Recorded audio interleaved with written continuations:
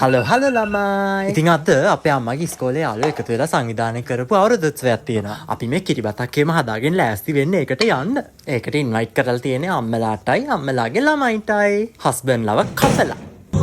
ඒකට හේතුව ඉතින් මට ගිය ගමන්ම තේරුණා. බලන්නකෝ අහනපත්තු කරන්නෙත් මොන තරම් ට්‍රැක් සීඩ් එකේද කියලා. මේ කෝලක් හස්බන්ඩ්ලා දැක්කොත් අවුරුදු 20ක් 30ක් ආපු පවුල් නැත්තට ඇති වෙනවා. මේ මාර්විල් හෝලි ෆැමිලි කන්වෙන්ට් එකේ 91 ඕ ලෙවල් බැච් එක. තාමත් තියෙන එකමුතුකම දැක්කම ඊරිසියක් හිතෙනවා නේද? ඒ වුණාට ඊරිසියක් කරලා ඇස්වහවක් දාන්න එපානේ. ඕගොල්ලොත් පුළුවන් විදිහට පරණ ඉස්කෝලේ යාළුවන් එකතු කරගෙන ඔය වගේ ෆන්ක්ෂන් එකක් ඕගනයිස් කරගන්න. ඔය යාළියට හැටියන් යන්නේ මගේ අම්මා. හැබැයි යාළියට හැටියන කන තමයි විදලා දුන්නේ. ඉතින් තරඟ කළා මැදින් පොඩි ඉන්ටර්වල් එකකුත් ගන්න. ඒ වෙලේ ඉතින් අම්මලාගේ ළමයින්ගේ දක්ෂතාවලට තන දුන්නා.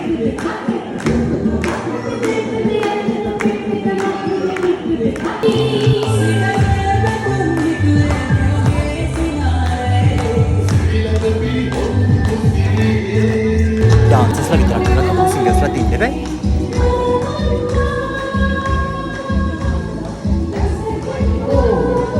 ඉතින් ඔන්න කට්ටිය ආයෙත් තරඟවලට දැස්සා. වතුර පුරවපු බැලුම් ඇල්ලීම, බැලුම් උඩින් දෙගෙන පිපිරීම, හැන්ද මත දෙහි ගෙඩිය තියන් යා, කකුල් තුනෙන් ඇවිදීම, සංගීත පුටු, සංගීත තොප්පි, කණාමුට්ටි බිඳීම, බැලුම් ඩාන්ස් වගේ, කඹැදීම වගේ කීමකී නොකී ගොඩාක් සෙල්ලම් තියෙනවා. මං ගැන කතා කරද්දී ඉතින් මං ඔය තිබ්බ බෑම එකටම වගේ ගියා විතරක් නෙමෙයි ආලියට හැතියලා හැන්ද උඩ දෙහි ගෙඩිය තියන් ගිහිල්ලා සහ කකුල් තුනෙන් ගිහිල්ලත් මම තමයි පළවෙනි ස්ථානේ දිනාගත්තේ. කකුල් තුනෙන් තනියෙන් යන්න බෑනේ. මාත් එක්ක ගිය මගේ අම්මා. ඒ විතරක් නෙමෙයි කඹදලා දින්නෙත් අපේ ටීම් එක තමයි.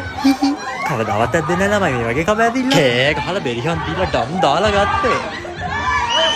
දිනලා විතරක් කොහමද තෑගි ගන්නත් එපැයි. මේ ඉවෙන්ට් එකට ගොඩක් ස්පොන්සර් කරලා තිබ්බේ අපේ අම්මලාගේ රටින් ඉන්නේ යාළුවෝ. ඒගොල්ලන්ට ගොඩාක් ස්තුතියි. මං ඉන්න තැනක කෙනෙක් ඉවෙන්ට් එකක් ඉවර කරන්න පුළුවන් ඩාන්ස් කරන්න තු ඒකට මාරියන්න ගෑනු යාළුවෙකුත් සෙට් වුණා.